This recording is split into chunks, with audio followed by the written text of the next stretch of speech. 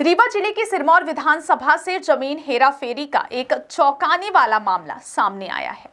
पीड़ित का आरोप है कि उसके जमीनी दस्तावेजों में फर्जीवाड़ा कर उसके ही परिवार के सदस्यों के नाम पर उसकी जमीन का कुछ हिस्सा दर्ज कर दिया गया है।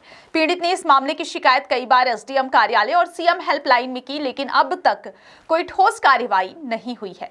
बुधवार को एक बार फिर वह न्याय की गुहार लेकर एसडीएम कार्यालय पहुंचा। पीड़ित का कहना है कि उसकी बिना जानकारी के फर्जी दस्तखत के जरिए जमीन का कुछ हिस्सा उसके परिवार के अन्य सदस्यों के नाम कर दिया गया। वह पिछले कई महीनों से अधिकारियों के चक्कर काट रहा है, लेकिन हर बार केवल आश्वासन ही मिलता है।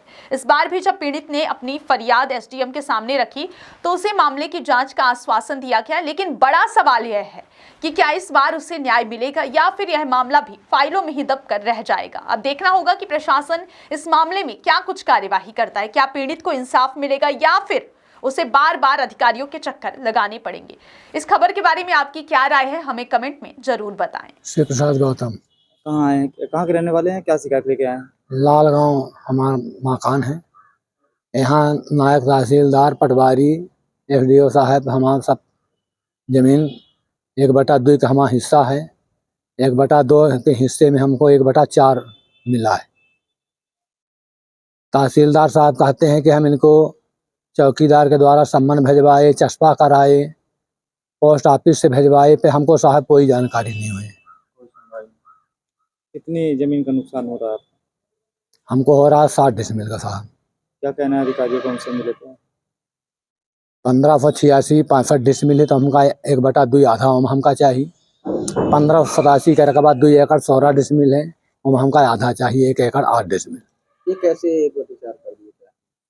अब यह साहब पटवारी तहसीलदार से दई के घोंस पैसा करा ली अपने नाम। कौन लोग हैं जो करवाए हैं? उमेश कुमार गौतम, शंभू प्रसाद गौतम, सुरेश जी सब हम शामिल हैं। कौन लगते हैं आपके?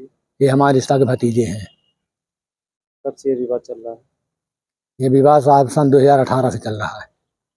अभी तक कोई सुनवाई? अधिकारी से मुलाकात की, क्या आश्वासन दिया उन्होंने एसडीएम साहब ने? हम साहब ऑनलाइन रिपोर्ट कर रहे हैं। हमका रोज रिपोर्ट हुआ फोन करा कहे कि आप आ जाइए, अपना काम बनवा लीजिए। हम रोज साहब आए का हमसे कहें कि शिकायत वापस करिए तब आपका काम होगा। हम साहब अपन शिकायत वापस कर ले आप हमारा काम है में के भा।